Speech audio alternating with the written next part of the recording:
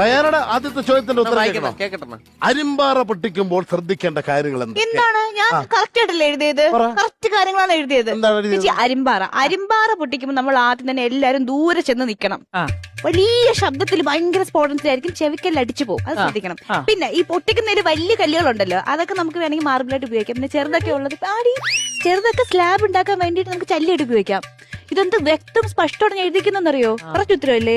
എന്റെ പൊന്നെ, അരിമ്പാറ കണ്ടിട്ടുണ്ട്. പിന്നെ അരിമ്പാറ കണ്ടിട്ടില്ലേ എല്ലാരും? അരിമ്പാറ എല്ലായിടത്തും ഉണ്ട് അരിമ്പാറ. എന്റെ ഡയാന, ഈ കഴുത്തിന്റെ സൈഡ് കണ്ട ചെറിയൊരിത് മാല, പാലുണ്ണി. ഇതാണ് അരിമ്പാറ. പാലുണ്ണി, അത് പാലുണ്ണിയല്ലേ? അതെ. സിനിമയിൽ അഭിനയിക്കുന്നു, പരസ്യത്തിൽ അഭിനയിക്കുന്നു. ഇത്രയുള്ള കൊച്ചു അരിമ്പാറയുടെ പാലുണ്ണി ആൻസർ ആണ് അല്ലേ? അവനൊക്കെ അവിടെ എക്സ്പ്രഷൻ പിള്ളേർ എന്താ പൊന്നട. അയ്യോ അല്ല രോജന ഇതുവരെ പഠിച്ചു. ബികോം വരെ പഠിച്ചാ? എന്നിട്ട് അതിന്റെ ഒരു ക്വാളിറ്റി ഉണ്ടല്ലോ ബികോം പഠിച്ചിട്ട്. പറഞ്ഞു തീരട്ടടാ ഒരാളെ എക്സ്പ്രഷൻ. ഞാൻ പറഞ്ഞു തീരും മുമ്പേ കയറി ചാടരുത്. ബി കോംപ്ലക്സ് കാരണം വായിൽ പുണ്ണായിരുന്നു, വാ പൊള്ളലായിരുന്നു. അതുകൊണ്ട് സ്കൂളിൽ പോയില്ല, വായിക്കാൻ പറ്റൂല. അതിന് അല്ല എന്നാ വായിക്കണ്ട, മറ്റേ മനസ്സിൽ പഠിച്ചാ പോരാ? ഇല്ലല്ലോ, ചൂട് കഞ്ഞി ഞാൻ പിന്നെ അങ്ങനെ കുടിക്കും. വാ പൊള്ളി ഇരിക്കുമ്പോ കുടിക്കും എന്റെ കഞ്ഞി.